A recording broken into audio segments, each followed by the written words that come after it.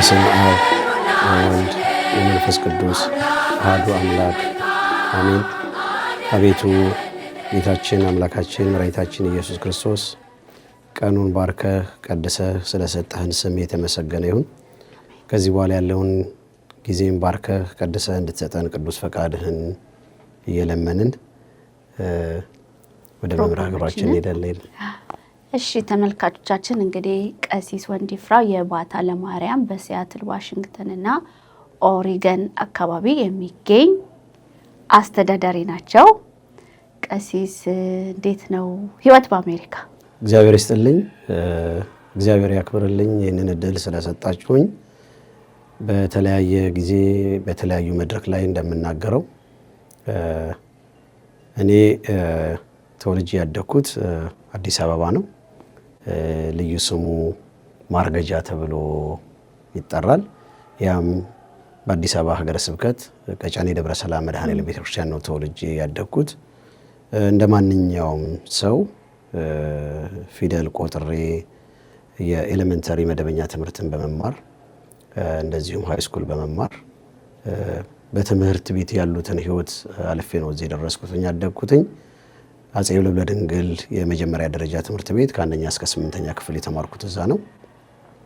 ከዛ በመቀጠል በየካቲት 12 አጠቃላይ ሁለተኛ ደረጃ ትምህርት ቤት ከ9ኛ ክፍል እስከ 12ኛ ክፍል እዛ ነው የተከታተልኩት። በዛውም ግን የቤተክርስቲያን ትምህርቶችን ከአጥቢያዬ ካደግኩበት ከተወለድኩበት ከታላቁና አንጋፋው ደብር ከቀጨኔ ደብረ ሰላም መድኃኔዓለም ቤተክርስቲያን ካሉት የአብነት መምህራን ፊደል በመቁጠር እንደው ተማርኩ ተብሎ ባይነገርም ትንሽ መጠሪያ እንደሆነኝ ዜማን በመሞከር ከዛም እንደ ማንኛውም የቤተክርስቲያን አገልጋይ ደጅ በመጽናት ከዛ በወቅቱ የነበሩት የደብር አስተዳዳሪና ሰበካ ጉባኤ መልካም ፈቃዳቸው ታክሎበት ሙዳየ ምጽዋት እያዞርኩኝ ነው ያደግኩትኝ።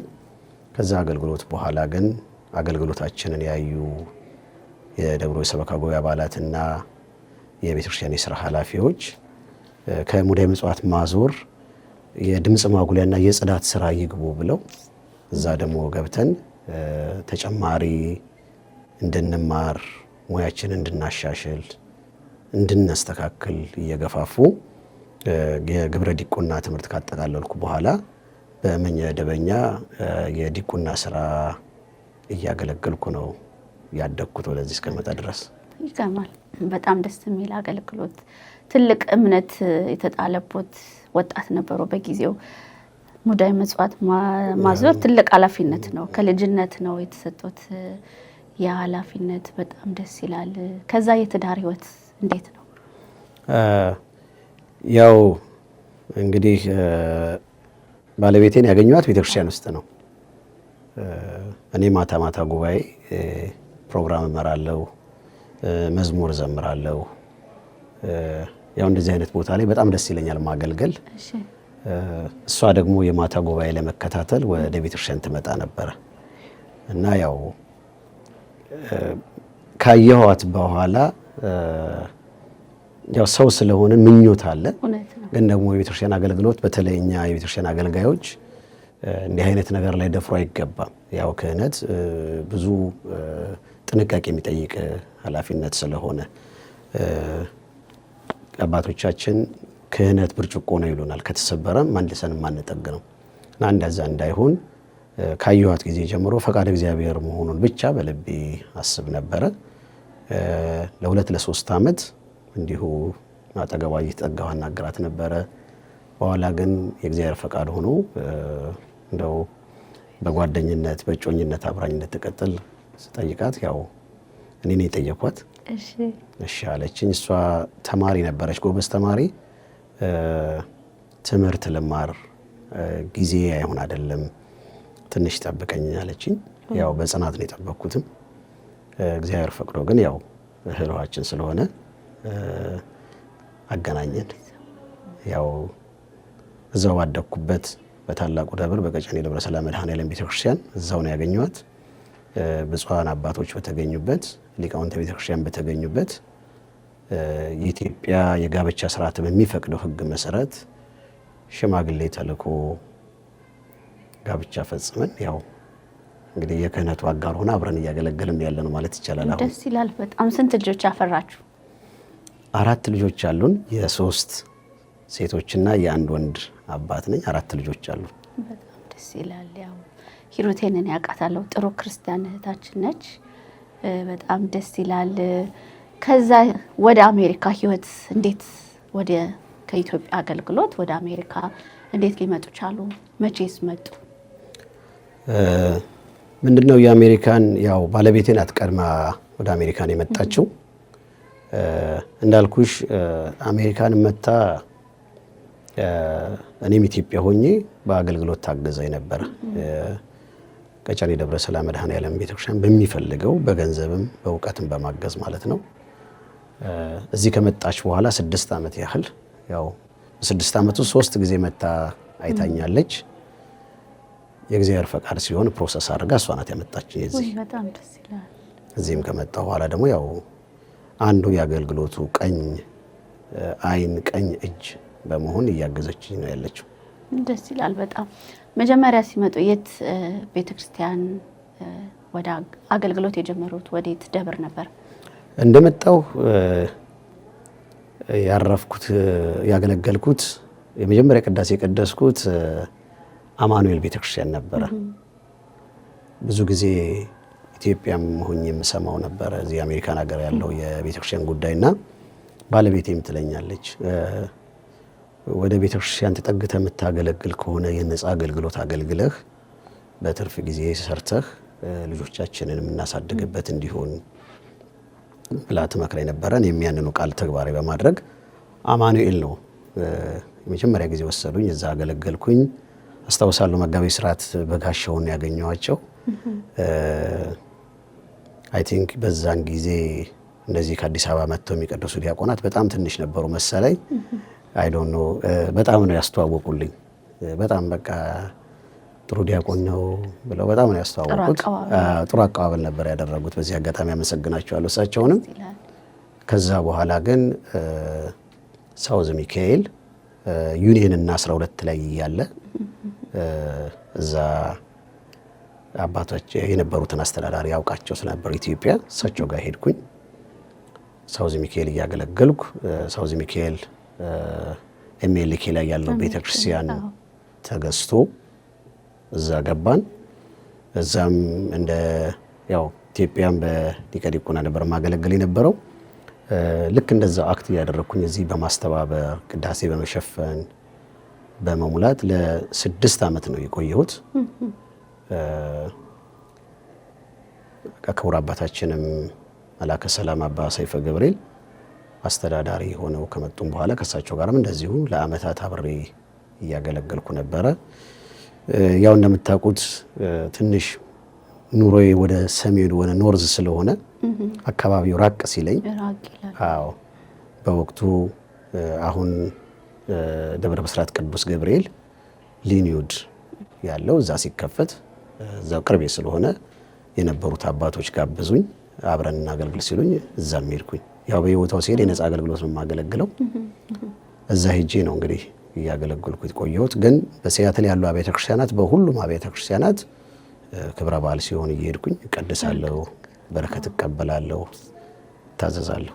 እሺ ቀሲስ ጥሩ እየተጨዋወትን ነው። እንዴት ነው አሁን እያገለገሏት ያለችው ቤተክርስቲያን? በጣም መታሰዝን ደስ የምትል ቤተክርስቲያን ነች ባታ ለማርያም። እንዴት በምን ምክንያት የባታ ለማርያም አገልግሎት ተጀመረ በዛ ቤተክርስቲያን?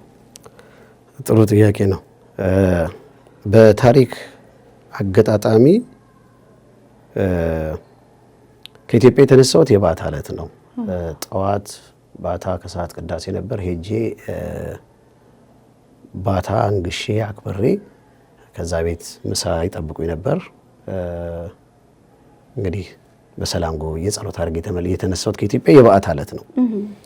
እዚህ ያገለግል እንደነገርኳችሁ ቅድም ሳገለግል የነበረው በኖርዝ በደብረ ብስራት ወቅድስት አርሴማ ቤተክርስቲያን ነበር።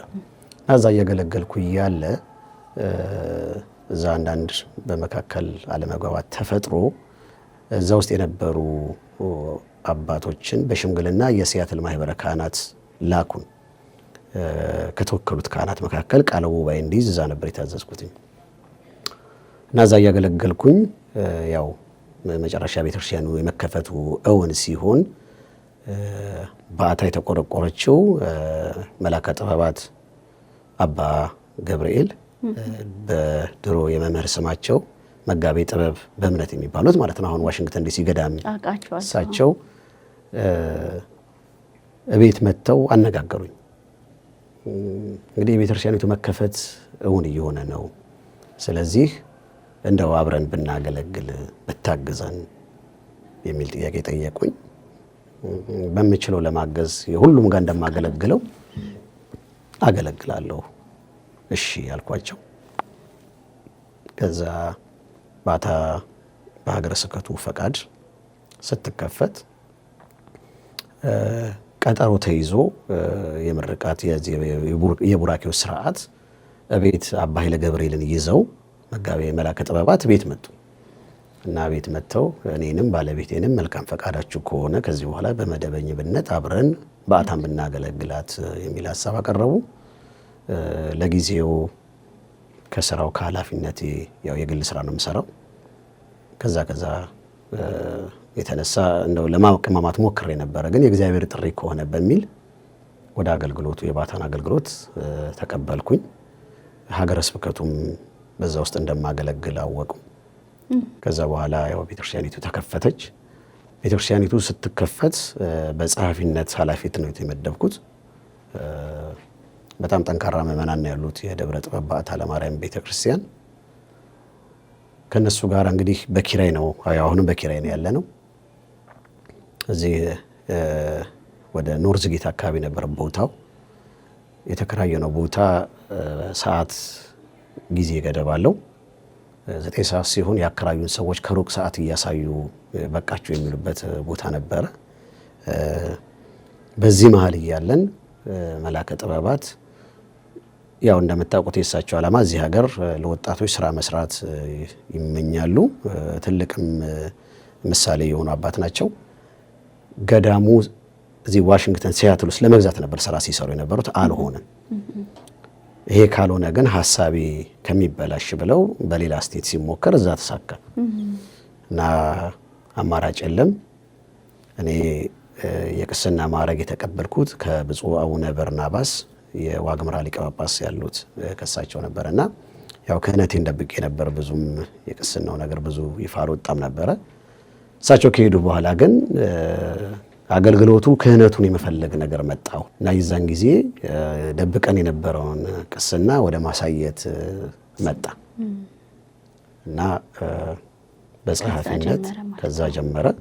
እያገለገልኩኝ እያስተባበርኩኝ ዲያቆናት ከሲያትል ያሉ እየጋበዝኩኝ፣ እኛ ጋርም 2 ዲያቆናት የተሾሙ ነበሩ። እነሱን እየጋበዝን አገልግሎቱ ቀጠለ። እንኳን ያው በግል ያውቃታለሁ ባታ ማርያም በጣም የምታሳዝን የገዳም ስሜት ያለው በቃ ሲመጣ እዛ ቸርች ላይ የተለየ ስሜት አለው። ያው እንደ ኦርቶዶክሳዊነታችን ደግሞ ያው እመቤታችን በእመቤት ደጅ ማገልገሉ በራሱ ትልቅ ነገር ነው። እና አሁን ወደ ሌላው ጥያቄ ስገባ ቀሲስ በጣም ይሄን ጥያቄ ልንጠይቆትና ስቱዲዮችን እንድንጋብዞት ያደረገን ትልቁ ነገር የአላፋት ዝማሬ ለመጀመሪያ ጊዜ በእርሶ ደብር አማካኝነት ነው ይሄ ፕሮግራም ለሲያትል ምዕመን የቀረበውና እስቲ እንዴት ተነሳ? በምን ምክንያት? እንዴት አላማው መጣ? ይሄን ትልቅ ፕሮግራም ወደ ሲያትል ለማምጣት እንዴት ታሰበ? አመሰግናለሁ። ምንድነው ያው የአእላፋት ዝማሬ የመጀመሪያው በፈቃድ እግዚአብሔር የሆነ ነው። በሰው ኃይል ይሆናል ይደረጋል ተብሎ አይጠበቅም። የሆነ ሆኖ ግን የአእላፋትን ዝማሬ ለማሰብ ስራ አልሰራንም። እኛ ለማከናወን እኛ እንደምታውቁት አምና ያው ደብረ ጥበብ በዓታ ለማርያም ቤተክርስቲያን ከተመሰረተ ጀምሮ ታላላቅ ጉባኤ ይደረግበታል። እንዳያችሁት በአመት 2 ጊዜ ትልልቅ ጉባኤ እናደርጋለን እና አምናም መምህር ዲያቆን ሄኖክ ኃይሌ መጥቶ ነበረ እና ዘንድሮም በዓታን በማስመልከት ከወዲሁ ስራ እንስራ ብለን ታዋቂ ዘማሪያንን መምህር ዲያቆን ሄኖክ ኃይሌም ደግሞ በእንግድነት የሚጋበዝበት በዓታን በማስመልከት ጉባኤ እናዘጋጅ የሚል መርሃ ግብር ነው ከትምህርት ክፍል ጋርና ከሰበካ ጉባኤ የተወያየ ነው እና ይህን ከተወያየን በኋላ ከውስጣችን ከደብሩ የሰበካ ጉባኤ አባል ወይዘሮ ሙሉወርቅ በእግዚአብሔር እኔ እንግዲህ በፈቃድ እግዚአብሔር ያነሳሳት እግዚአብሔር ነው ብዬ ነው የማስበው። ከጉባኤ ከወጣች በኋላ ደወለችልኝ እና ቀሲስ ያለፋት ዝማሬን እዚህ እና እኛ ደብር ብናከናውን ምን ይመስልሃል ስትለኝ በደስታ አልኳት። በቃ ይሄ ብቻ ነው የተናገርኩት፣ ሌላ ነገር አላልኩም። በደስታ በምን ታግዥናለሽ አልኳት። እኔ ኮሚቴ በማስተባበር አስፈላጊ በሆኑ ነገሮች በሁሉም ለደብራችን አለሁኝ።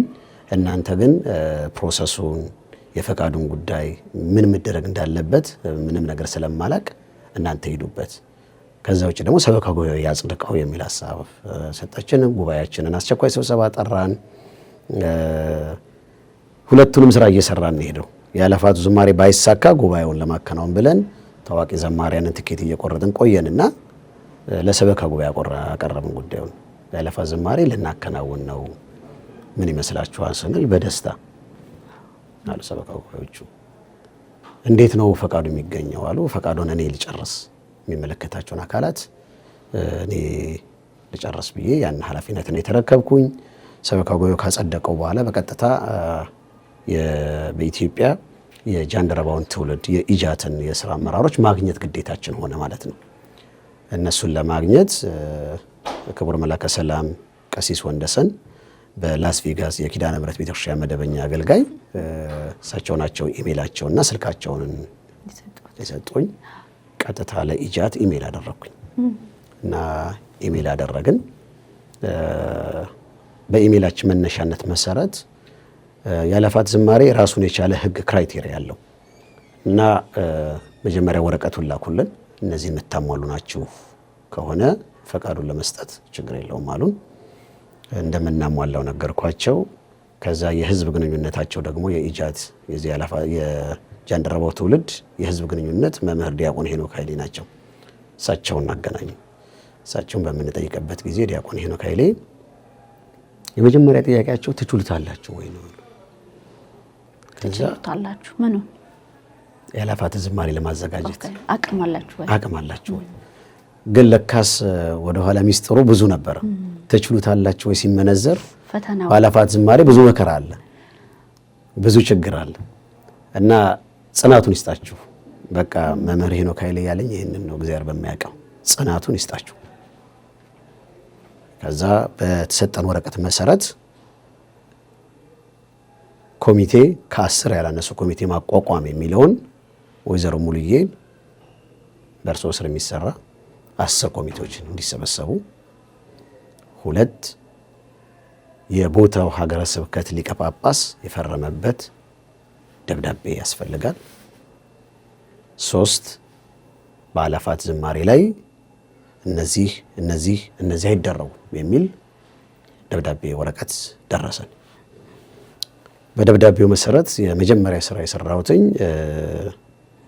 በኢትዮጵያ ኦርቶዶክስ ተዋሕዶ ቤተክርስቲያን የዋሽንግተን ኦሪገንና አይዳሆ ሀገረ ስብከት ሊቀ ጳጳስ ብፁዕ አቡነ ማርቆስን ማግኘት ነው። ብፁዕ አባታችንም ቡራኪያቸው ይድረሰን ስልኬን አነሱ። ብፁዕ አባታችን እንደዚህ አይነት ሀሳብ ነበረ፣ ከኢትዮጵያ ያለውን ጉዳይ እየጨረስኩኝ ነው፣ በደስታ እሳቸው በቃ ጸሎቶት አይለየን አባታችን እሳቸውን።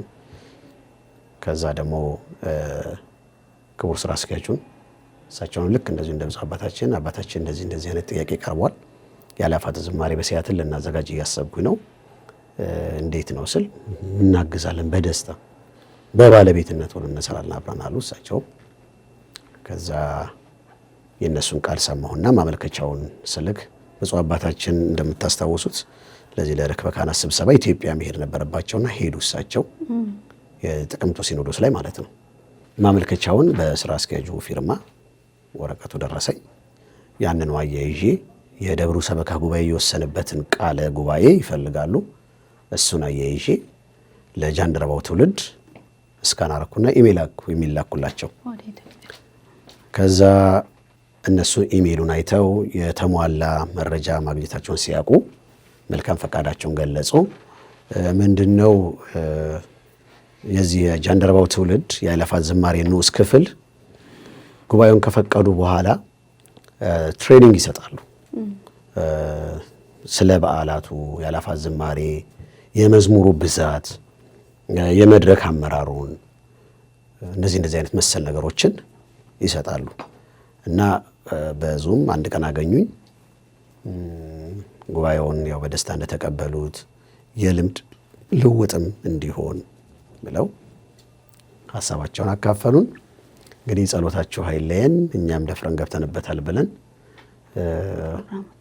ፕሮግራሙ ተጀመረ። ጠንካራ ኮሚቴዎች ተገኙ። ያው እንዳያችሁት ስራው በጥሩ ሁኔታ ነው። ይገርማል። በቃ በጣም የሚናፈቅ ድንቅ ፕሮግራም ነው።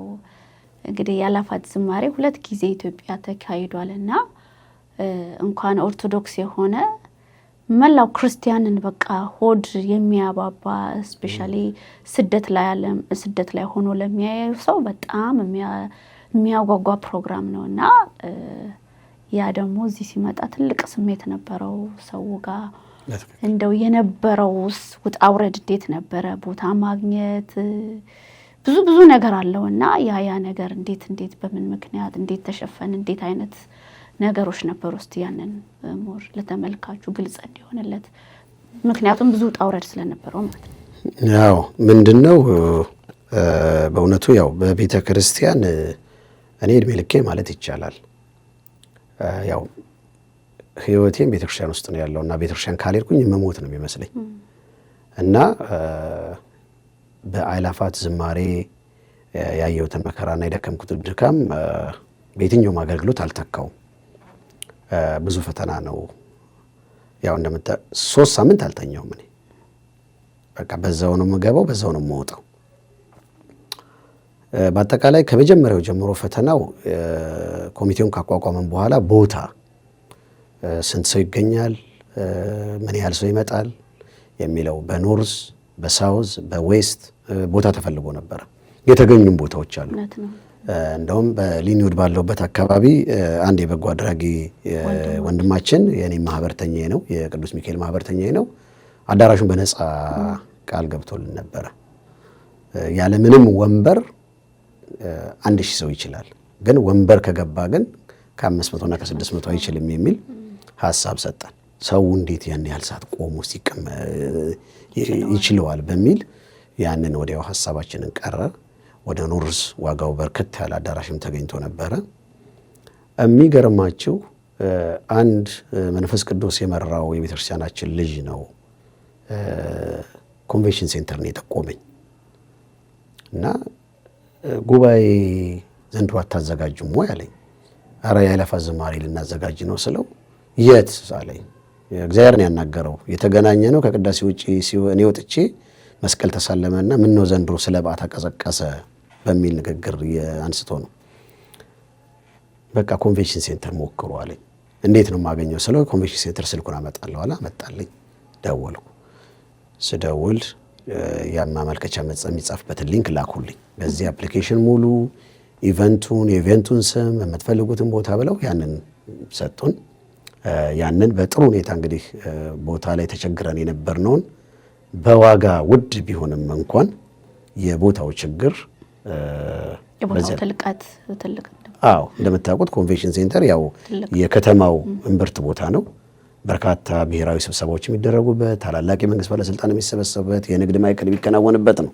ከዚህ በፊት እንደውም እኛ ጥምቀትም አይተነዋል ቦታው ላይ እና ያን ቦታ ማግኘት በራሱ ቀላል ነገር አይደለም እና እግዚአብሔር የተመሰገነ ይሁን የቦታው ነገር እዛ ላይ አከተመ። ሌሎች ፈተናዎች ደግሞ ደረጃቸውን እየጠበቁ መምጣት ጀመሩ። ያው የቤተ እግዚአብሔር አገልግሎቶች ምንጊዜም በወጀብ የተሞሉ ናቸው እና በቤተ ክርስቲያን ስናድግ እነዚህን ወጀቦች የሚሸከም ትከሻ አንደኛው፣ የምናልፍበትን ደግሞ ኃይል እግዚአብሔር ያድላል። አገልግሎት በፈተና ስለሆነም አንሸበርም። ግን የአእላፋት ዝማሬ የመጀመሪያ ጊዜ ማስታወቂያ ተሰርቶ ልክ ሲለቀቅ እንግዲህ እንደምታስታውሱት በሀገራችን ኢትዮጵያ በሃይማኖታቸው ምክንያት በተለይ በምስራቅ በአርሲ ወረዳ በርካታ ሰዎች ተገድለዋል። ካህናት፣ ዲያቆናት፣ ምዕመናን በሃይማኖታቸው ምክንያት ነው የተገደሉት። እና እኛ አዳራሽ ከከፈልን በኋላ የአእላፋትን ዝማሬ ዝግጅት አናውንስ ካደረግን በኋላ ስራ ከተሰራ በኋላ ነው ይሄ መገደል የመጣው። እና ማስታወቂያውን ልክ ስንለቅ ተቃውሞ ተነሳብኝ እና በጣም ከዋሽንግተን ዲሲ ከተለያየ ቦታ በዚህ ሰዓት ይሄ የሚደረግበት ዘመን ነው ወይ? ህዝብ እየታረደ ጉባኤ የሚዘጋጅበት ዘመን ነው ወይ? ነጭ ለብሳችሁ ለመዘመር ልቦናችሁ ይፈቅዳል ወይ? የሚል ከተለያየ ቦታ ስልክ መምጣት ጀመረ። እውነት ለመናገር በምስራቅ አርሲ የተከናወነው ድርጊት አሳዛኝ ነው። አዝነናል። በዛ ሀዘን ደግሞ ሳናቋርጥ ጸሎተ ፍታት በደብራችን አከናውነናል። በምንችለው እግዚአብሔር በሰጠን አቅም አከናውነናል። በየእሁዱ ሻማ አብርተን ጸሎተ ፍታት አድርገን ለወገኖቻችን እረፍተ መንግሥተ ሰማያትን በረከተ ሰማዕታትን እንዲያደልልን ይህንን ግፍ በቃችሁ እንዲለን ይህንን ግፍ በቃችሁ እንዲል አምላካችንን በእንባ ጭምር የጠየቅነው። በእንባ ጭምር ነው፣ አንድ ቀን አይደለም። በየሳምንቱ እሁድ እሁድ አድርገናል። ይህንኑ ጥያቄውን ላመጡት ሰዎች መልሻለሁ። አንደኛው ለአዳራሽ ከፍተኛ ገንዘብ ተከፍሏል። ሁለተኛው የአርሲ ግድያ የመጣው እኛ መርሃ ግብሩን ካዘጋጀን በኋላ ነው። ሶስተኛው በእኛ አቅም የምንችለው ማዘን፣ ማልቀስ፣ ጾም፣ ጸሎት፣ ሱባኤ መያዝ ነው። ይህንኑ እያከናወንን ነው እና ጉባኤውን አትቃወሙብን ብለን ብንማጸን ሰሚ አላገኘንም። ያው እንደሰማችሁት ማስታወቂያችን ላይ ስድብ፣ ፌስቡክ ላይ ከስር እየገቡ ደስ የማይል ጸያፍ ቃላት መናገር ተጀመረ። አንዳንድ ሚዲያዎች መዘገብ ጀመሩ፣ መናገር ማለት ነው። የአእላፋት ዝማሬ ማስታወቂያ ለ3 ጊዜ ነው የቀየርነው። ለ3 ጊዜ ነው የተቀየረው። በሶስተኛው ሐዘኑን ጭምር የገለጽንበት በዕለቱም የተገደሉ ወገኖቻችንን ጸሎተ ፍታት የምናደርግበት ይህንንም በሲያትል ያሉ አባቶቻችን ካህናት የሁሉም አብያተ ክርስቲያናት እና ገዳማት አገልጋይ ካህናት በጋራ የምንጸልይበት የሚሆነውን ጽሑፍ አስገብተን ላክን። በዛም አልተቀበሉንም። ከዛ በኋላ ደግሞ ይሄ ሽፋን ነው የሚሉ አካላት ተነሱ። ይሄ ሽፋን ነው የሚሉ አካላት ተነሱ። በአጠቃላይ መልእክቱ ጉባኤውን አቁሙ ነው፣ የአእላፋት ዝማሬ አይደረግ የሚል ነበር። ይልቁንም ጥቂት የማይባሉ ሰዎች ማስታወቂያ አሰርተው ቦታውን ድረስ መጥተው ተቃውሞ ለማቅረብ እንቅስቃሴ ተጀመረ የሚል መረጃ ደረሰን ማለት ነው። እንደገና ያንን በጥበብ ሰዎቹን በማግኘት አብረን በጋራ እንደምንሰራ በመንገር እስካሁንም ያከናወነውን በመግለጽ ከተቻለ አብረውን መጥተው በዝማሬ እንዲያገለግሉ ቦታው ድረስ ተገኝቼ እግዚአብሔር ያክብራቸው እነሱም ተቀብለው ጥያቄን ወደፊትም እንዲህ አይነት በሀገር በቤተ ክርስቲያን የሚሰራ ላይ ከጎናችሁ ነን በማለት ከነሱ ጋር ውይይት ካደረግን በኋላ እግዚአብሔር በፈቃድ እግዚአብሔር ጉባኤው በዛ መልኩ ተከናውኗል።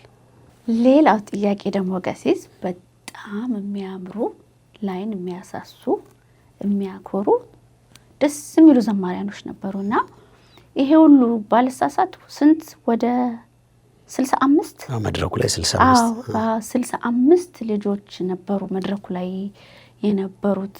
በጣም የሚያሳዝኑና ደስ የሚሉ በቃ ኩራት በቃ በኦርቶዶክስነት ኩራት የሚሰጡ ልጆችና በዚህ አጋጣሚ በጣም እውነት አኩርታችሁናልና እንዴት ይሄ ሁሉ ልጆች ባንዴ ይሄ ሁሉ ዘማሪ ለዛ ጊዜ እንዴት ሊዘጋጁ ቻሉ? እንዴት ነበር የመዝሙር ጥናት? የትምህርት ቤት ወቅት ነበር ደግሞ በዛ ላይና እንዴት ይሄን ምን ያህልስ ጊዜ ፈጀባቸው ይሄን ፕሮግራም አጥንተው መዝሙሩን ለማቅረብ? እግዚአብሔር ይስጥልኝ። በጣም ጥሩ ጥያቄ ነው። በእውነት ያው ልጆቻችን በዚህ አጋጣሚ የሲያትል አብያተ ክርስቲያናት ሰንበት ትምህርት ቤት እና የዚህ አንድነቱ የሰንበት ትምህርት ቤት አንድነቶች አባላትን በሙሉ በእግዚአብሔር ስም በደብራችን ስም አመሰግናለሁ። ምንድነው አጭር ጊዜ ነው። እነሱም ላይ ትንሽ ቻሌንጅ ገጥሞናል። ቻሌንጁ ምን ነበረ? አንደኛ የአእላፋቱ ዝማሬ ከኢጃት ኮንፈርሜሽን ካላገኘን የአእላፋት ዝማሬ ብሎ ማወጅ አይቻልም። መጥራት ደግሞ እንዳንጠራ ቢቀር ባይፈቅዱልን ብለን ሰቀቀን ውስጥ ነበር እና ልክ እንደተፈቀደ ስናሳውቅ ቀኑ ቀርቧል። አሁን ባለቀ ሰዓት እንዴት ታሳውቁናላችሁ? ኦልሬዲ እኮ 1 ወር ነው 2 ወር ነው የቀረው። በዚህ ሰዓት ስንት መዝሙር ተጥንቶ ይቀርባል የሚል ጥያቄዎች መነሳት ጀመሩ እና ለማስረዳት ሞከርኩኝ። አስታውሳለሁ በዙም ስብሰባቸው ውስጥ ሁላ አንድ ጊዜ ገብቻለሁ። በአጠቃላይ እነሱን የማሳመን ስራ ከተሰራ በኋላ ከሁሉም አብያተ ክርስቲያናት 5 አባላት ለመድረክ እንዲሰጡን ደብዳቤ ላክን። ለሁሉም የሲያትል አብያተ ክርስቲያናት ለየደብሩ ለሁሉም አብያተ ክርስቲያናት ደብዳቤ ላክን። አንደኛው አባቶች ካህናት እንዲገኙ አብረው እንዲያገለግሉ፣ ሁለተኛው ለምእመናኑ ቅስቀሳ እንዲያደርጉልን፣ ሶስተኛው ደግሞ የሰንበት ትምህርት ቤት አባላት 5ቱ ለመድረክ የተቀሩት ደግሞ እታች ሆነው አብረው በጋራ እግዚአብሔር እንድናመሰግን የጥሪ ደብዳቤ ላክን። በዛ መሰረት ከፖርትላንድ ከስፖኬን ከነዚህ አብያተ ክርስቲያናት የተቀላቀሉ ልጆች አሉ። ፕሮግራም ወጣ፣ የዙም ጥናት ወጣ፣ የአካል ጥናት ወጣ። በአካል የሁሉም አብያተ ክርስቲያናት አባላት በደብረ ጥበብ በዓታ ለማርያም ቤተክርስቲያን አዳራሽ ተገኝተው ከሰዓት ከ2 ሰዓት ወይ ከ3 ሰዓት በኋላ ጥናት እንዲጀምሩ ፕሮግራም ወጣ እና አንድ ሰው በእነዚህ በ2 ወር ውስጥ ከ3 ጊዜ በላይ ከቀረ እንደማይሳተፍ ለዚህ ለሰንበት ትምህርት ቤቶቹ አመራር እና መዝሙሩን ለሚያስተባብሩ ሰዎች መመሪያ ሰጠን። እነሱ በዛ መሰረት ተከታተሉ። ከዛ በፊት አንድ ስራ ተሰራ፣ የመዝሙር ለቀማ ስራው። መዝሙሩን በደንብ አሁን ያያችኋቸውን የአእላፋት ዝማሬን መዝሙር የመንፈስ ቅዱስ ልጃችን ቅድስት ወይም ፍቅርተ ማርያም በሚገባ ለቅማ በአማርኛም በእንግሊዝኛም ያለው መዝሙር ጽፋ ለስላይድ አዘጋጅታ የአሜሪካን ሀገር ልጅ አትመስልም ስታስጠና። አዎ ባለሙሉ ተሰጥኦ ልጅ ናት ቅድስት። እሷንም በዚህ አጋጣሚ እግዚአብሔር ለቁም ነገር ያደርስልን፣ ስራሽን ህይወትሽን ይባርክልኝ ብዬ አመሰግናለሁ። እሷ ናት ያቀነባበረችው። እሷ ስራውን ከሰራች በኋላ ጥናቱ ተጀመረ። የሁሉም አብያተ ክርስቲያናት እንደ ሆሊዴይ ሆኖ ክብረ በዓል ሆኖ ካልያዛቸው መስተቀር መጥተው ማጥናት ጀመሩ። ቀኑ ሲቀርብ ቅድም የቅዱስ ሚካኤል ማህበርተኛ አባላችን ነው ወንድሜ ነው ያልኩት አንዱ ማህበርተኛ ኤርሚያስ አዳራሹን ፈቀደልን እዛው እንድናጠና። እዛ በአዳራሽ ሁሉም እየመጡ ጥናቱ ቀጠለ። እዛ ሄድን። የአእላፋት ዝማሬ በሲያትል ኮሚቴዎቹም በቦታው ተገኝተው ዝማሬውን እየገመገሙ ይሄ ቢሆን ይሄ ነው፣ ይሄኛው ቢጎል፣ ይሄኛው ቢስተካከል፣ ይሄኛው ቢጨመርበት በሚል ሐሳብ እየሰጡ መዝሙሩን ጥናቱ ቀጠለ።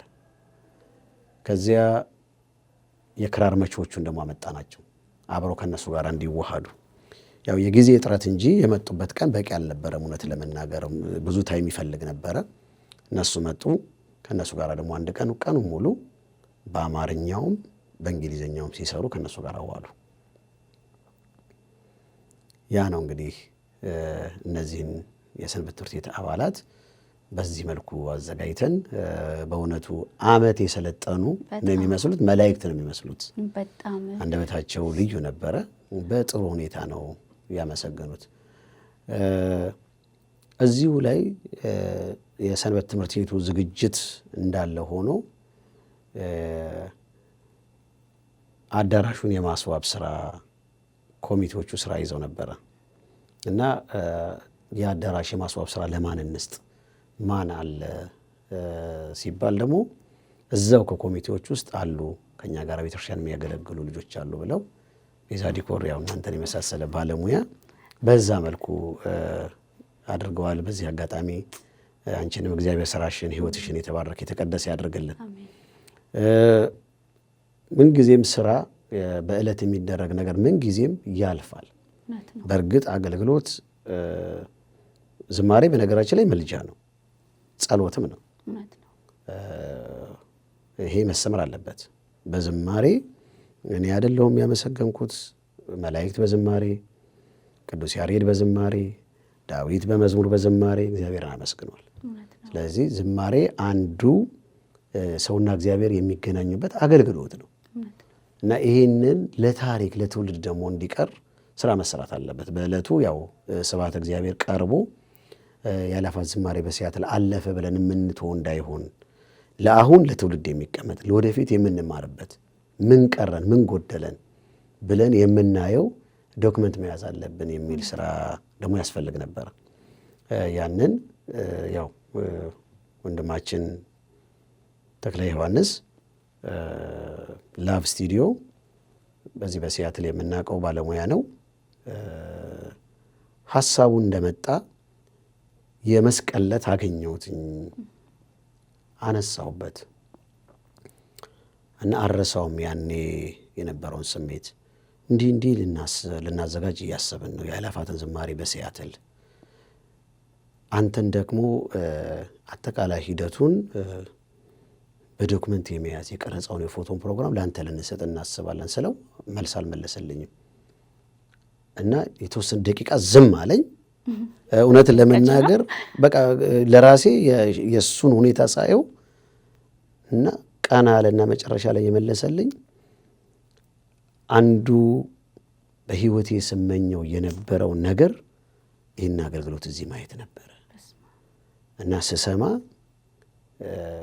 ንግግሮቱም ወረረኝ እኔም ስሜት የመጣ ብሎ የእንባ ሲቃ ነው የሚመስለው ሲያወራ።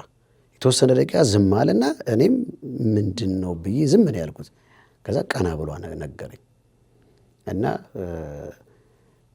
እንደው እውነት ለመናገር የአእላፋትን ዝማሬ ያን የመሰለ መከራዎች ይመጡና እምረሳባቸው ነገሮች እነዚህ ነገር ናቸው።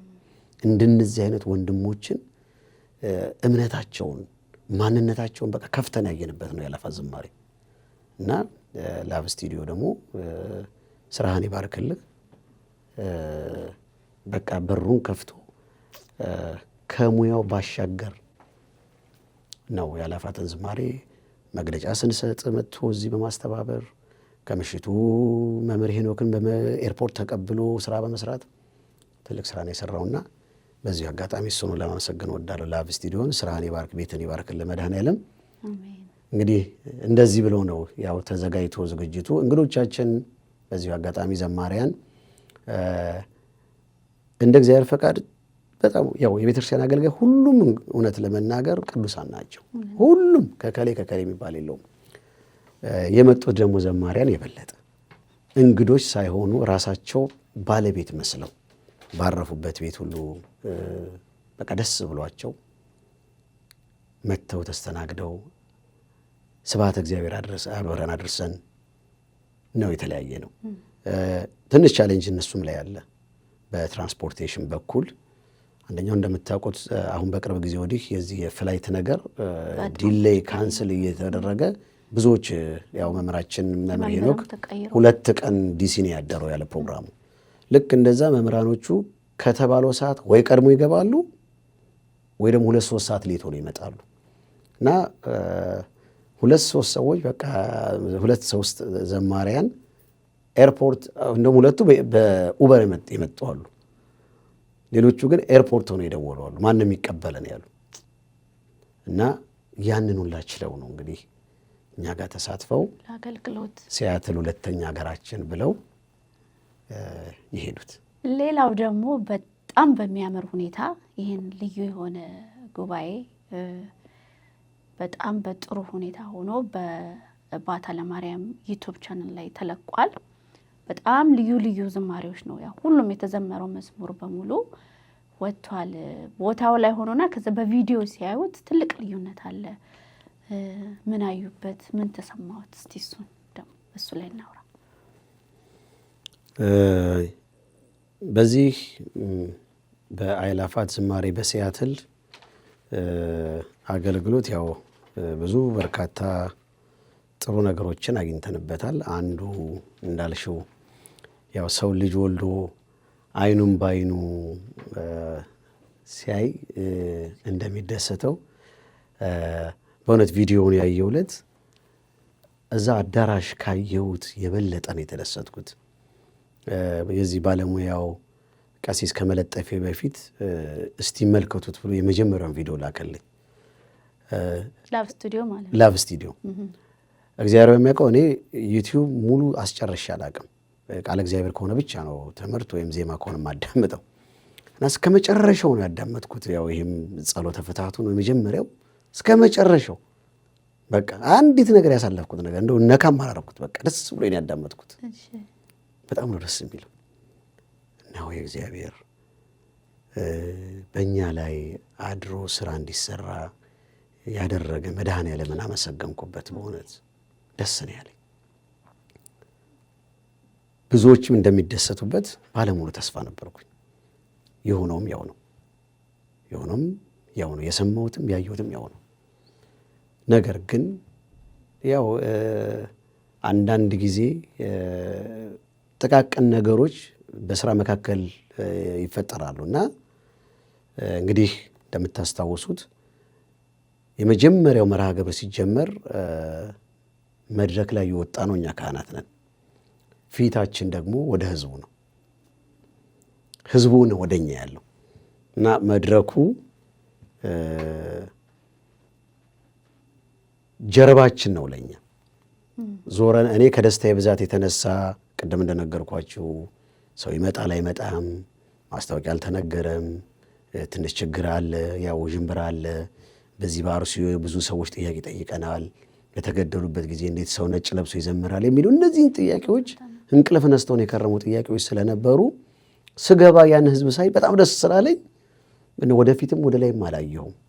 የክህነት ልብስ ለብሼ ወደ አገልግሎት የተሰየምኩት እና ጸሎት ተደርጎ ምን ተብሎ የአባቶች ካህናት ውረዱ፣ በመቀጠል ዘማሪያን መድረኩ የነሱ ነው ተባለ። ወረድን።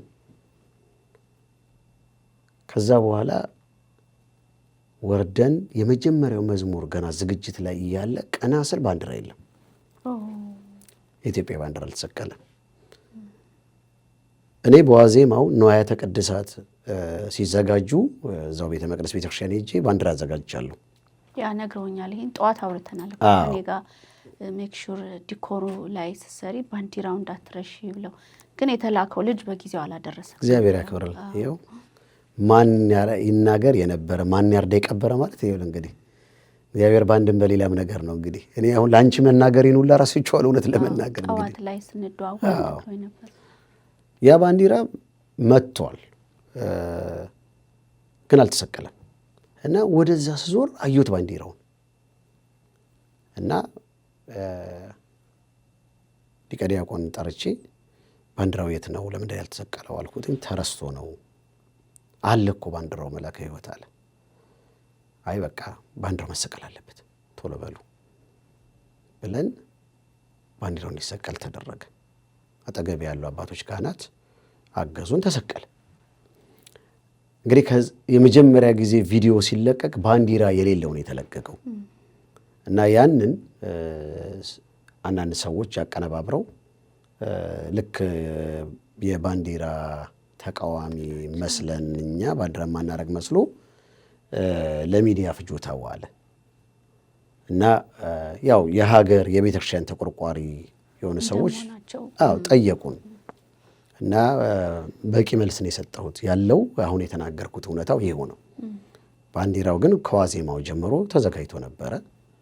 ከተዘጋጀ በኋላ እዚህ ሲመጣ ያው ያለፋት ዝማሬ ብዙ ስራ ነው የተሰራው። በእውነቱ ቀላል ስራ አይደለም እና እኛ ልባችን የለም በእንግዶቹ፣ በትራንስፖርቴሽኑ፣ በስንቱ ነው ስናስብ የነበረው እና የተመደቡት ሰዎች ደግሞ ያው የደብሩ አስተናባሪዎች ነበሩ። እነሱም ስንቱን ያስተናብሩት በፓርኪንግ ቁጥራቸውም ትንሽ ነበር እና እዛ ላይ ባንዲራው ሳይሰቀል ያው እንዳያችሁት በሚዲያ ለቤተ ክርስቲያን ለሀገር የሚቆረቆሩ ወንድሞች ጥያቄ ያቀረቡ።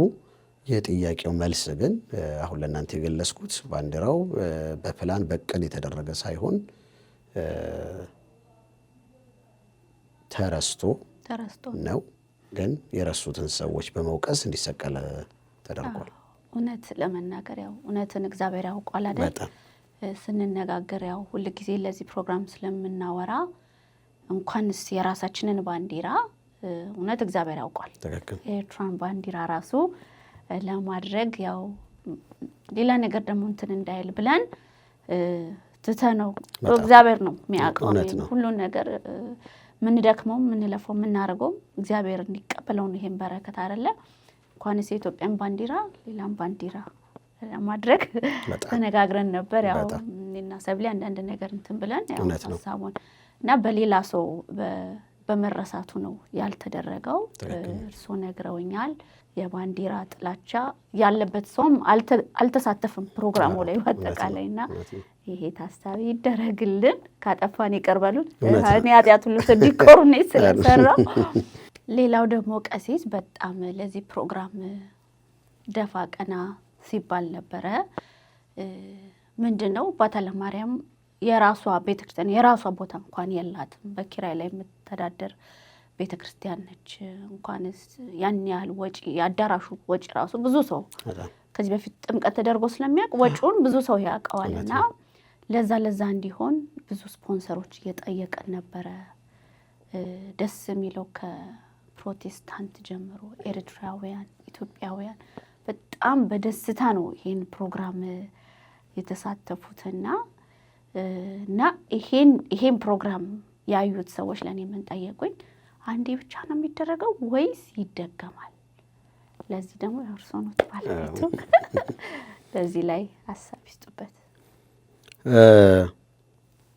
በእውነት እነሱን በተለይ የኤርትራ ኦርቶዶክስ ተዋሕዶ ቤተክርስቲያን አማኞችን ቤተክርስቲያኒቱን ከልብ ላመሰግን እወዳለሁ። ሁለተኛው ስፖንሰር በመሆን ፕሮቴስታንቶች አግዘውናል። ያገዙ ምንድነው ማንም ሰው የሚቀርበውን ፓኬጁን በመግዛት አግዘውናል እና እግዚአብሔር ይስጥልን፣ እግዚአብሔር ያክብርልኝ። በጣም ነው የማመሰግነው እነሱን በቤተክርስቲያናችን ስም። ያለፋት ዝማሬ ያው በቤተክርስቲያናችን ስርዓት የሚደገሙና የማይደገሙ ተብሎ የተነገረላቸው አገልግሎቶች አሉ። ያለፋት ዝማሬ አገልግሎት ግን ይደገማል፣ እንደግመዋለን። አዎ ለምንድን ነው? ባለፋት ዝማሬ ብዙ ተጠቅመናል፣ በጣም ብዙ። አንደኛው አሁን በዩቲዩብ የምታዩትን አገልግሎት ልጆቻችን ያን ያህል ሰዓት ቆመው በአፍ መፍቻ ቋንቋቸው በእንግሊዘኛ ሲዘምሩ ማየት ምንድን ነው ከዚህ በላይ የሚያስደስተው? ምን ቀረብን? አቤቱ ቢቻለስ አሁን አሰናብተኝ እንዳለው ከዚህ በደስታ የምንለው እኮ ነው። ይሄን በቤተክርስቲያን ትምህርት ዜማ የሚሰብር እንደው የሚዘነጠሉ ብዙ ነገሮች አሉት። እነዚህ ልጅ እኮ ዜማውን ሳይሰበር ልኩን ጠብቀው በእንግሊዘኛ እያያቸው አይደል? ይሄ የመጀመሪያው ትርፍ ነው። ስለዚህ ይሄን አገልግሎት አንዴ አይደለም 20 ጊዜ ብንደግሞስ ለዚህ አገልግሎት መስዋዕት ነው ቢከፈልስ? ሌላው ከአገልግሎቱ በኋላ በርካታ አስተያየቶች ነው የመጡት። በርካታ አስተያየቶች የዩኒቨርሲቲ ኦፍ ዋሽንግተን የዩዳብ ተማሪዎች በግሩፕ ነው ያነጋገሩኝ። የመጀመሪያቸው ቴንኪው ቀሲስ ነው ያሉኝ። እንወድሃለን፣ እናከብረሃለን፣ በጣም ደስ ብሎናል። መልእክታቸው ግን እንደዚህ በጋራ ስላዘመርከን እጅግ ደስ ብሎናል። ፕሊስ ኪፕ ጎይንግ ነው ያሉኝ። ፕሊስ ነው ያሉት ራሱ። ሌላው በር ላይ ጠብቀው እባካችሁን አንድ አርጉን፣ አንድ አድርጉን ያሉ እናቶች አጋጥመውኛል፣ አነጋግረውኛል። ሌላው አስለቀስከን ያሉኛሉ።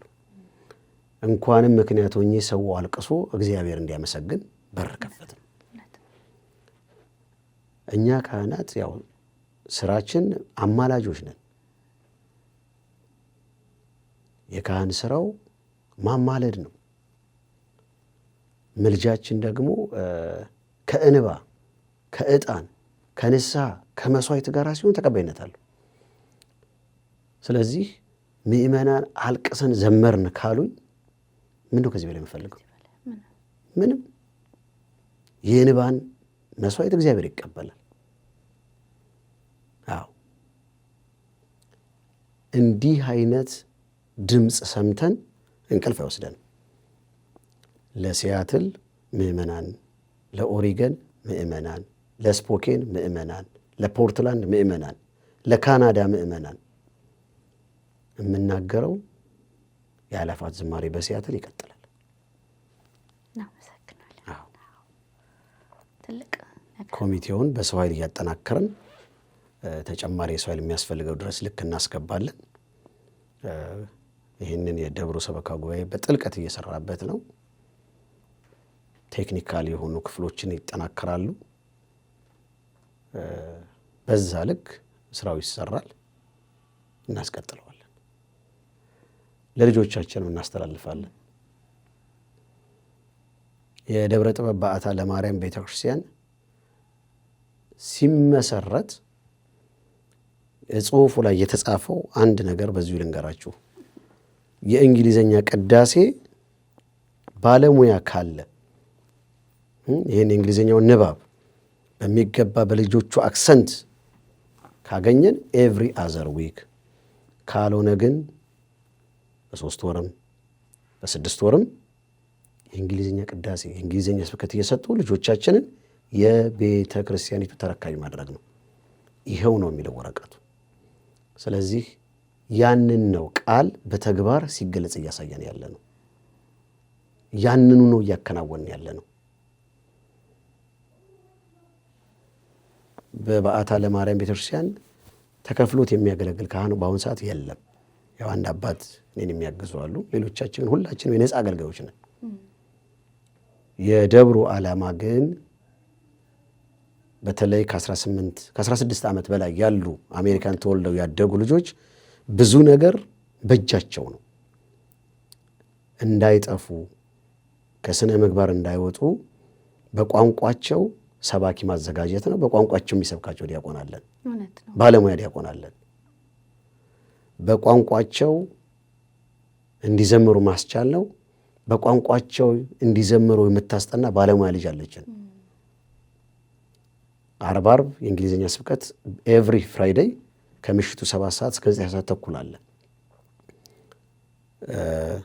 ያከራዩን ሰዎች ሁላ ጉድ ነው የሚሉት በዚህ አጋጣሚ ወጣቶቹ። አዎ ዲያቆን አቤል ንጉሱ ልጆቻችንን እያስተማረ ነው ያለው። በእንግሊዝኛ ዝማሬም አለ።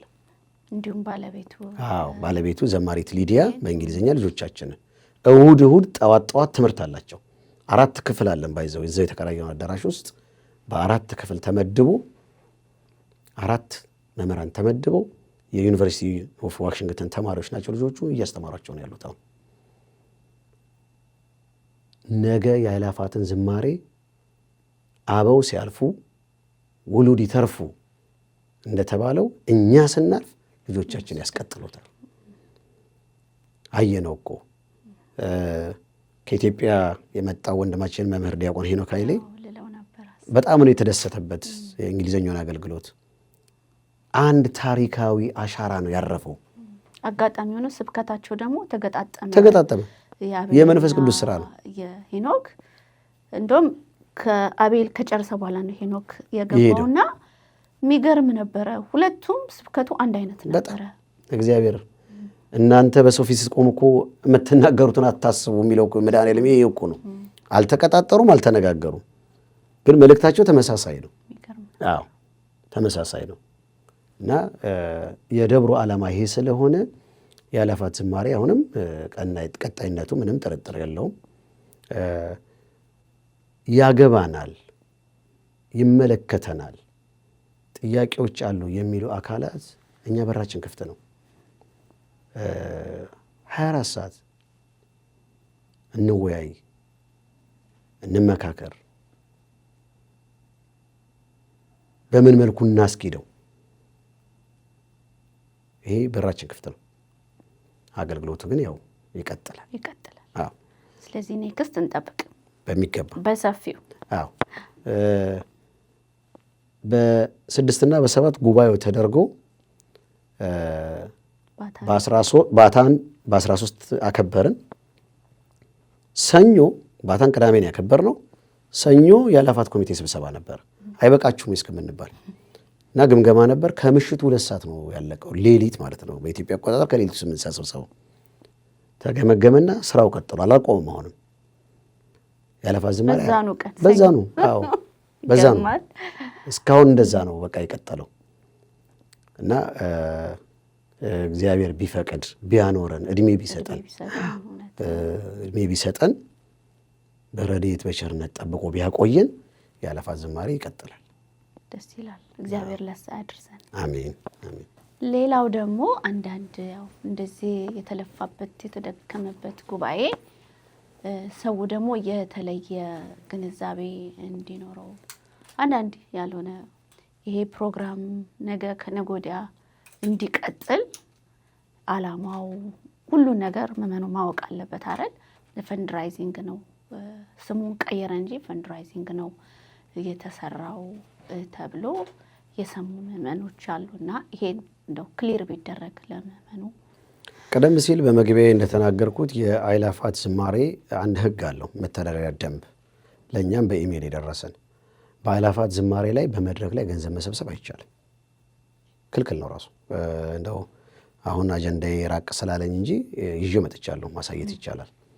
በጃንደረባው ትውልድ የተፈረመ ማይተብ ያለበት ወረቀት ይዣለሁ። አሁን አይቻልም። ያን ሕግ አውቀን የገባንበት እና የአእላፋት ዝማሬ ዓላማው ይህ አይደለም። ነገር ግን ያስቀመጥናቸው ዓላማዎች አሉ። አንደኛው የአእላፋት ዝማሬን ብናደርግ የሲያትልን ሕዝብ በአንድ ላይ በጋራ እንደ ስሙ የአእላፋት ዝማሬ እንደ ስሙ በጌታ ልደት ሰውና መላእክት እልፍ አእላፋት መላእክት እግዚአብሔር እንዳመሰገኑት እንደ ስሙ በጋራ ለማመስገን ለዚህም ተሳክቶልናል። ፈቃደ እግዚአብሔር አድርጎልናል። ሁለተኛው ደብረ ጥበብ በዓታ ለማርያም ቤተ ክርስቲያን እስከ ቅርብ ቀን ድረስ በዓታ ታቦት አለ እንደዚህ የሚሉኝ አጋጥመውኛል። በአንዳንድ ቦታ አግኝቼ የት ናችሁ? እኔ እኮ ቤተ ክርስቲያን አገለግላለሁ ስል የት በዓታ አለች እንደ የሚሉ አጋጥሞኛል። የሚገርመው 4 ደቂቃ ነው ቤታቸው ርቀው ግን አያውቁም። እና ቤተክርስቲያኒቱን ማስተዋወቅ በር ይከፍታል። ስለዚህ ይህንን ተጠቅመንበታል። እውነት ነው። ግቡን መጥቷል። እግዚአብሔር የተመሰገነ ይሁን። ሶስተኛው ግን ብዙዎች ይመኙት ይናፍቁት የነበረውን የአእላፋት ዝማሬ አእላፋትን ወደዚህ ብናመጣው ሰዎች ረክተው ተደስተው ማየት በራሱ ትልቅ ነገር ነውና እንሞክረው ብለን የገባ ነው። እግዚአብሔር ያንንም አሳክቶልናል። ደብራችንንም አስተዋውቀንበታል። ሰውና መላእክት በጋራ እንዳመሰገኑት እኛም አመስግነናል። በአርሲ የተገደሉት በሃይማኖታቸው ምክንያት የተሰዉ ካህናት፣ በሃይማኖታቸው ምክንያት የተገደሉ ዲያቆናት፣ በሃይማኖታቸው ምክንያት ለተገደሉ ምዕመናን የሲያትል ማህበረ ካህናት በጋራ የምንጸልይበት መድረክም ሆኗል። ይህም ተሳክቶልናል። ስለዚህ ዓላማው ለዚህ እንጂ ፈንድሬዚንግ ከሆነ በግልጽ ፈንድሬዚንግ ማድረግ እንችላለን ብለን ማወጅ እንችላለን። የሚከለክለን ነገር የለም። ግን ገንዘብ እንዲረዳ ጠይቀናል። ለምን? እኔ የማስተዳድራት ቤተክርስቲያን በኪራይ ያለች ምንም ኢንካም የሌላት በባንኳ በጣም ጥቂት ገንዘብ ያላት፣ በእውነት ለአዳራሹ ያ ገንዘብ ቢከፈል በአሁን ቤተክርስቲያኑ ባዶ ይቀር ነበር። ለዛ ነው ይሄ ጉዳይ እንዲቀጥል ከፈለጋችሁ አዳራሹን ሸፍኑልኝ ብዬ መድረክ ላይ ገንዘብ የጠየቅ ነው እንጂ ፈንድሬዚንግ አይደለም። ስለዚህ ዓላማው ያ ነበር፣ ተሳክቶልናል። እግዚአብሔር ይስጥልኝ። ተዋህዶ ልጅ የሆነ በሙሉ በቃ የማይችለው ፓርት በእመቤታችን ነገር ነውና ሁለተኛው አላፋት እንደገና ተደገመ ባታ። ስለዚህ ስራውን ሰርቷል አላፋት። ይሄ በራሱ ትልቅ ነው ማለት ነው። በሚገባ በደንብ።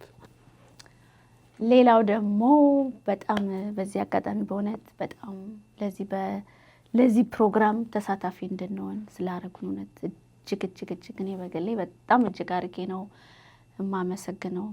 ለዚህ በረከት እንደ ኃጢአቴ ሳይሆን እግዚአብሔር መርጦኝ እውነት እንዲህ አይነት አገልግሎት ላይ እንድቆም ስላደረገኝ እግዚአብሔርን እውነት በጣም እጅግ አድርጌ እርሱን አመሰግናለሁ። ቀሲስ፣ ሌላው ለዚህ ጉባኤ የተሳተፉትን ወገኖች ማለት የሚፈልጉት ነገር ካለ እድሉን ልስጦት።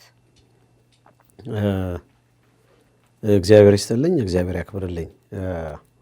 ያው የአእላፋትን ዝማሬ እኛ የማስተባበሩንና የማነሳሳቱን ስራ ብንሰራ በርካታ የሲያትል ነዋሪዎች ነው በገንዘብ በጉልበት በእውቀት የተሳተፉበት። እነሱን ደግሞ ድካማቸውን አገልግሎታቸውን እግዚአብሔር ድካመ ቅዱሳን አድርጎ እንዲቀበልላቸው ነው የምንመኘው። ስፖንሰር የሆኑን ሰዎች አሉ፣ ትልልቅ ድርጅት ያላቸው በርካታ ስለሆኑ ስማቸውን መጥቀስ ይከብደኛል። ግን ስፖንሰር የሆኑ ያገዙን አሉ፣ የአዳራሹን ኪራይ የከፈሉልን ማለት ይቻላል። እግዚአብሔር ይስጥልኝ፣ እግዚአብሔር ያክብርልኝ። የጋራ አገልግሎት ለአንዲቷ ቤተ ክርስቲያን የጋራ ስራ ነው የሰራ ነው። እንደሚባለው ለተለየ ነገር ገንዘብ የሰበሰብንበት መርሃ ግብር አይደለም። ወደ ባዕታ አካውንት የገባ አንድም ነገር የለም። እኛ ግን አጠቃላይ ወጪውን ሸፍኖናል። አዎ፣ የድምፅ ማጉሊያው፣ የአዳራሹ መክፈል የሚገባን አበልን፣ ከኢትዮጵያ ስናመጣ ትኬት የከፈልናቸውን በሙሉ እነዚህን ሸፍኖልናል። የሁሉም ሁሉ የሆቴል የትራንስፖርቴሽን እንግዶቻችን በሙሉ ትኬት የቆረጥነው እኛ ነንና ያንን ነገር በሙሉ የሲያትል ሕዝብ ነው የተሳተፈበት። እግዚአብሔር ስጦታችሁን በብሩህ ገጽ ይቀበልላችሁ። እኔ ይህንን ነው የምለው፣ ሌላ የምለው ነገር የለም። አንደኛው።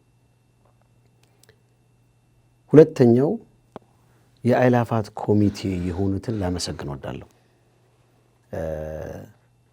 ሁላችንም ያው የራሳችን ተሰጥኦ አለ እና የአእላፋት ኮሚቴ ለየት የሚያደርጋቸው አሉ።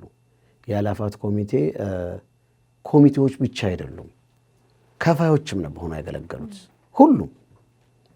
ሁሉም ሰዎች ተሳትፈዋል። ኮሚቴዎቹ የጊዜ መስዋዕትነት ለነሱ ይሄ ነው አይባልም፣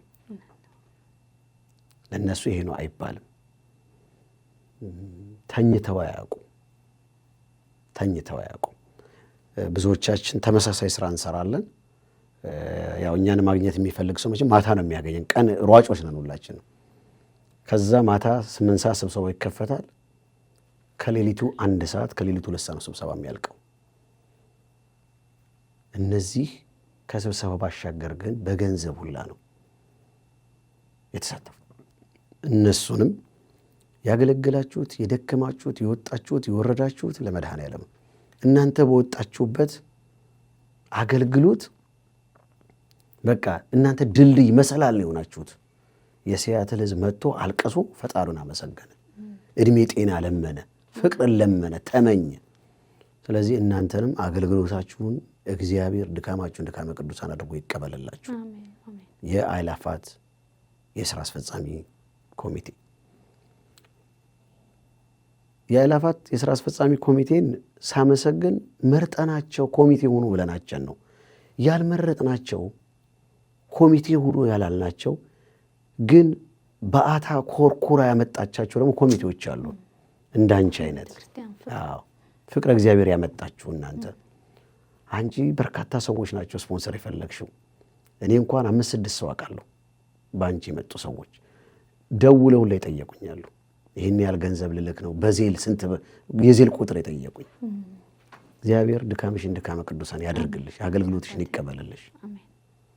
ወንድማችን እሸቱ ተክለ ዮሐንስ እግዚአብሔር ቤትህን ስራን ይባርክልህ።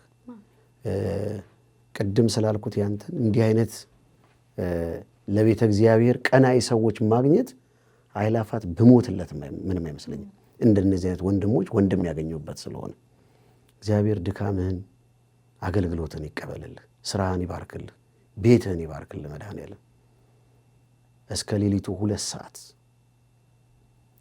3 ሰዓቱን ላይ የነዳ የሚመለስበት አለ። በተለይ አሁን አንጀቴን እየበላኝ ኤዲት የሚያደርገው ከዚህ ከስራ ሄዶ ነው። አይተኛም። ይሄ የምናየው ዩቲዩብ ሁሉ ምን ብዬ ልናገር? እንዲህ አይነት አገልጋይ ታይቶም ተሰምቶም አይታወቅም። እግዚአብሔር ስጦታህን ሁሉ በብሩህ ገጽ ይቀበልልህ። የደብረ ጥበብ በዓታ ለማርያም ቤተ ክርስቲያን የክብረ በዓል ኮሚቴዎች አሉ። ይህንን የአእላፋት ኮሚቴ ቀጥ አድርጎ ይመሩ። እናንተንም እግዚአብሔር አንዲት ነገር ኮሽ ሳይል እንደሚታወቀው በኮንቬንሽን ሴንተር በዓላት ሲደረጉ ችግር እየመጣ ካሳ የሚከፈልበት ቤት ነው ያ ቤት። ያ ሳይሆን ምንም ኮምፕሌን ምንም ቅሬታ ሳንሰማ የወጣ ነው በእናንተ ነውና የክብረ በዓል የዝግጅት ኮሚቴዎች እግዚአብሔር አምላክ ድካማችሁን ይቀበልላችሁ። በሊኒውድ የቅዱስ ሚካኤል ማህበርተኞች፣ በሊኒውድ የወንድማማች ማህበርተኞች፣ በነገራችን ሁለቱም ማህበር ውስጥ አለሁበት። እንግዲህ ለ10 ምናምን ዓመት በተለይ ወንድማማቾች ማህበር ላይ 13 ዓመታችን መጥተው ነጭ ለብሰው አስተናጋጆች ሆነው ወንበር ሰጥተው እነዚህ ማህበራት ሁለቱ በጣምራ ስራ ሰርተዋል። የእመብዙሃን በሊኒውድ የእመብዙሃን ማህበርተኞች እነሱም ተባብረዋል። እግዚአብሔር ማህበራችሁን ያስፋ፣ አንድነታችሁን ያጽናላችሁ። ከልብ ነው የማመሰግነው። በመድረኩ ያው የእናንተው ልጆች ናቸው የዘመሩት፣ የኔም አለች፣ ግን የእናንተም ልጆች ደግሞ መድረኩ ዘምረዋል። ደግሜ ላስረግጥ የምፈልገው ዓላማው ልጆቻችን ከቤተ እግዚአብሔር ሳይርቁ እግዚአብሔርን እያመለኩ ኢትዮጵያንና የኢትዮጵያን ቤተክርስቲያን ተረክበው እንዲያስቀጥሉ ስለሆነ ሁሌም ከጎናችን እንድትሆኑ በእመቤታችን ስም እያሳሰብኩኝ ምስጋናዬ በያላችሁበት ይድረሳችሁ። እግዚአብሔር ያክብርልኝ፣ እግዚአብሔር ይስጥልኝ። እንግዲህ ከአገልግሎት ብዛት የተነሳ ድንገት የረሳኋችሁ የዘነጋኋችሁ የመንፈስ ቅዱስ ልጆቼ ትኖራላችሁ። እግዚአብሔር ባወቀ ድካማችሁን መድኃኔዓለም ይቀበልላችሁ። ነገም ቢሆን እኔን እንደ አባት እናንተን እንደ መንፈስ ቅዱስ ልጅ አድርጎ የሰጠን መድኃኔዓለምን በፍቅር በጋራ እንድናገለግል ጥሬን አስተላልፋለሁ። በወጣችሁት በወረዳችሁት ግን እናንተንም ድካማችሁን ድካመ ቅዱሳን አድርጎ ይቀበልልን። በጋራ አገልግለን በጋራ በረከት የምንቀበልበትን ዕድሜ ጤና እንዲያድለን የመድኃኔዓለም ቅዱስ ፈቃድ ይሆንልን። አመሰግናለሁ። እንግዲህ የልደት በዓል ጌታችን አምላካችን መድኃኒታችን ኢየሱስ ክርስቶስ በቤተልሔም በይሁዳ የተወለደበት በታኅሳስ 29 የተወለደበት የመታሰቢያ በዓል የምናከብርበት ጊዜ ነው። በቅድሚያ እንኳን ለብርሃነ ልደቱ በሰላም በጤና በፍቅር በአንድነት አደረሰን አደረሳችሁ። በቤተ ክርስቲያናችን አስተምሮ የልደቱ በዓል ሰውና እግዚአብሔር እርቅ የፈጸሙበት ሰውና መላእክት በአንድ ላይ እግዚአብሔርን ያመሰግኑበት ስብሐት ለእግዚአብሔር በሰማያት ወሰላም በምድር ስምረቱ ለሰብ ብለው ያመሰገኑበት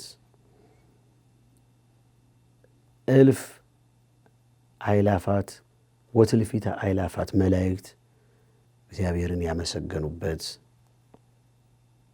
ትልቅ በዓል ነው። ልደቱን ስናስብ ከእመቤታችን ከቅድስት ድንግል ማርያም የተወለደው ጌታችን አምላካችን መድኃኒታችን ኢየሱስ ክርስቶስ የእሱን ፍቅር ያየንበት ነው። ስለዚህ ልደቱን ስናስብ አንደኛ በምስራቅ አርሲ የተገደሉት በሃይማኖታቸው ምክንያት ለሞቱ ወገኖቻችን ዕረፍተ መንግሥተ ሰማያትን በረከተ ሰማዕታትን የሚያድልበት እንዲሆን፣ ሁለተኛ ቤተሰቦቻቸውን በማገዝ እነሱን በጸሎተ መጠየቅ የምናስበው እንዲሆን፣ ሶስተኛው የልደቱን በዓል ስናከብር የሚላስ የሚቀመስ ያጡ ብዙ ወገኖች አሉንና እነሱንም እያሰብን በልደቱ ያገኘነውን ልጅነት፣ በልደቱ ያገኘነውን ፍቅር፣ በልደቱ ያገኘነውን መተሳሰብ፣ በልደቱ ያገኘነውን ሰውና መላእክት የሰጡትን ያደረኩትን ምስጋና ለሌሎች በማካፈል እንድናከብረው እየጠየቅኩኝ ነው። በድጋሚ ለኢትዮጵያ ኦርቶዶክስ ተዋሕዶ ቤተክርስቲያን አማኞች፣ በኤርትራ ለኦርቶዶክስ አማኞች፣ በመላው ዓለም ላሉ የኦርቶዶክስ ክርስቲያን ለሆኑ ሰዎች ብርሃነ ልደቱን በክብር በሐሴት በደስታ እንዲገልጽልን ለዚህ ያደረሰን አምላክ ለመጪውም ዓመት በሰላም በጤና እንዲያደርሰን እመኛለሁ። በዓሉን የሰላም የጤና የፍቅርና የአንድነት የስምምነት በዓል አድርጎ እንዲገልጽልን የአምላካችን ቅዱስ ፈቃዱ ይሁንልን። ወስብሐት ለእግዚአብሔር። እንግዲህ ተመልካቾቻችን ከቀሲስ ጋር የነበረን ጊዜ ይሄ ነበር። በሌላ ፕሮግራም ጥያቄ፣ ሌላ ሀሳብ ካላችሁ ቀሲስን በግል ማግኘት የምትፈልጉ ባታ ማርያም ቤተክርስቲያን ይገኛሉ። አድራሻውን የባትዬን እዚህ ላይ እንገልጻለን። በተረፈ በሌላ ፕሮግራም እስክንገናኝ መልካም ሁኑ። የአእላፋት ዝማሬ በዚህ አጋጣሚ ልንገራችሁ ባታ ለማርያም ዩቲዩብ ላይ ይገኛል።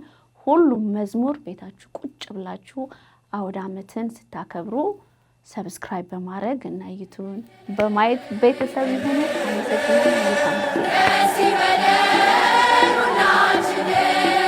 አመሰግናለሁ።